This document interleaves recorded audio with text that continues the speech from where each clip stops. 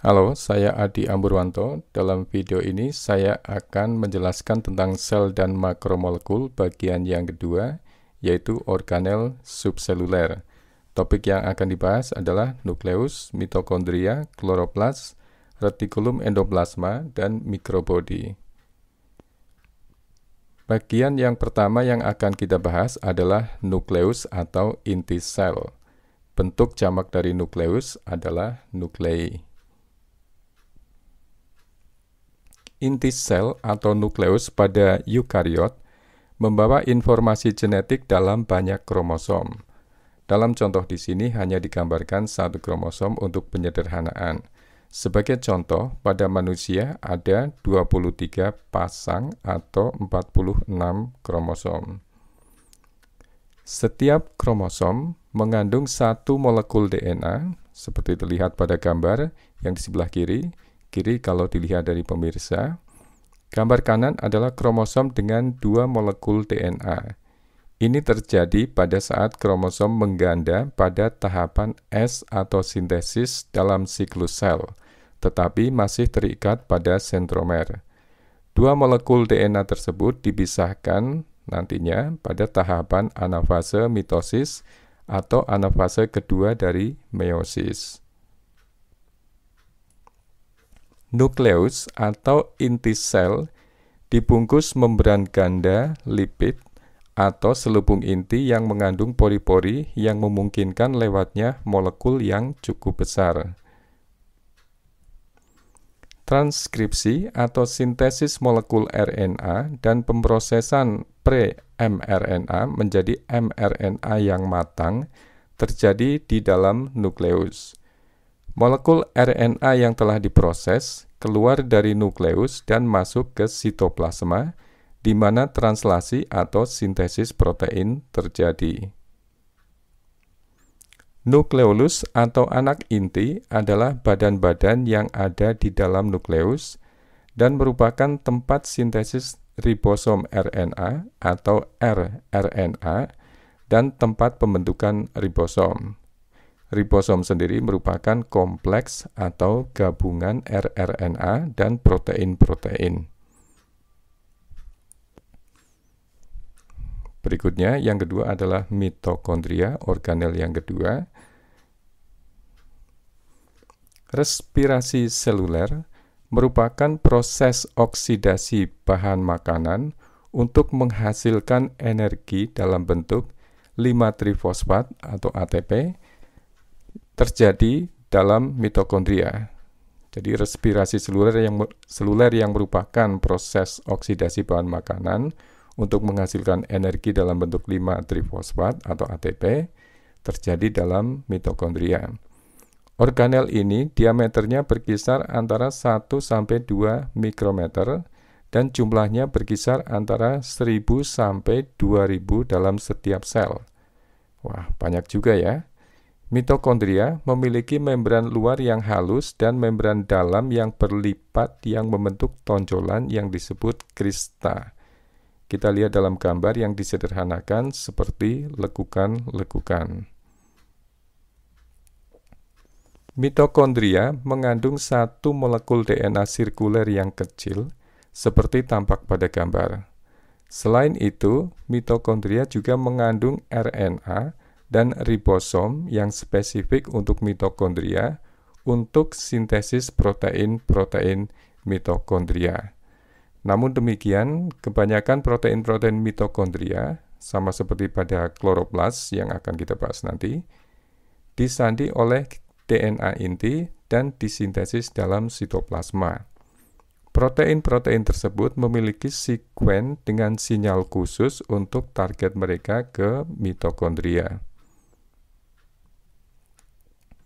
Organel yang ketiga yaitu kloroplas. Kloroplas pada tanaman adalah tempat fotosintesis, yaitu penggabungan CO2 dan air dengan menggunakan cahaya untuk membentuk karbohidrat dan oksigen, seperti terlihat dalam reaksi di slide ini. Walaupun lebih besar daripada mitokondria, kloroplas memiliki struktur yang serupa, kecuali bahwa krista diganti dengan sistem membran ketiga, yaitu tilakoid, dalam ruang membran dalam. Tilakoid mengandung klorofil yang menangkap energi cahaya untuk fotosintesis. Kloroplas juga secara genetik berbeda dengan nukleus karena memiliki materi genetik sendiri.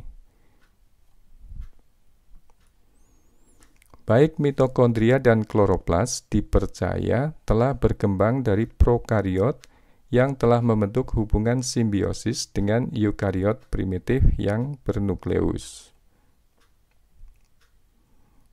Organel yang keempat yaitu retikulum endoplasma. Retikulum endoplasma merupakan sistem membran ekstensif dalam sitoplasma retikulum dan menyatu dengan selubung inti. Perhatikan gambar tersebut. Ada membran inti, ada retikulum endoplasma. Menyatu ya dengan membran inti. Ada dua bentuk retikulum endoplasma pada kebanyakan sel, yaitu bentuk kasar dan bentuk halus. Retikulum endoplasma halus membawa banyak enzim-enzim yang terikat di membran, termasuk enzim-enzim yang terlibat dalam biosintesis lipid tertentu dan oksidasi dan detoksifikasi senyawa asing atau xenobiotik seperti obat-obatan. Detoksifikasi adalah proses untuk mengurangi atau menghilangkan kadar racun. Retikulum endoplasma kasar disebut kasar karena adanya ribosom. Ribosom ini mensintesis protein yang ditujukan untuk sekresi oleh sel, seperti plasma atau protein susu, atau sekresi protein-protein untuk membran plasma atau organel tertentu. Terlepas dari protein-protein membran plasma yang awalnya bergabung dengan membran retikulum endoplasma kasar, protein-protein ini ditranslokasi ke ruang dalam atau lumen dari RE kasar, tempat mereka dimodifikasi, seringkali dengan glikosilasi, yaitu reaksi di mana karbohidrat sebagai donor menempel pada suatu gugus hidroksil atau gugus fungsional lainnya dari molekul lain. Lipid dan protein yang disintesis dalam retikulum endoplasma kasar dibawa dalam vesikel atau gelembung transport ke kompleks Golgi, yaitu suatu vesikel membran datar yang memodifikasi lebih lanjut, menyeleksi, dan mengarahkan ke tujuan akhir. Berikutnya adalah mikrobodi. Mikrobodi ada 3 macam, yaitu lisosom, peroksisom, dan glioksisom. Lisosom adalah organel kecil yang terikat membran yang keluar dari kompleks Golgi dan yang mengandung bermacam-macam enzim pencerna yang mampu mendegradasi protein, asam nukleat, lipid, dan karbohidrat. Lisosom beraksi sebagai pusat daur ulang untuk makromolekul yang dibawa masuk dari luar sel atau dari organel-organel yang rusak. Beberapa reaksi metabolik menghasilkan radikal bebas yang sangat reaktif dan hidrogen peroksida ditahan dalam organel yang disebut peroksisom untuk mencegah mereka supaya tidak merusak komponen seluler. Peroksisom mengandung enzim katalase yang menghancurkan hidrogen peroksida menjadi air dan oksigen, seperti dalam reaksi dalam slide ini.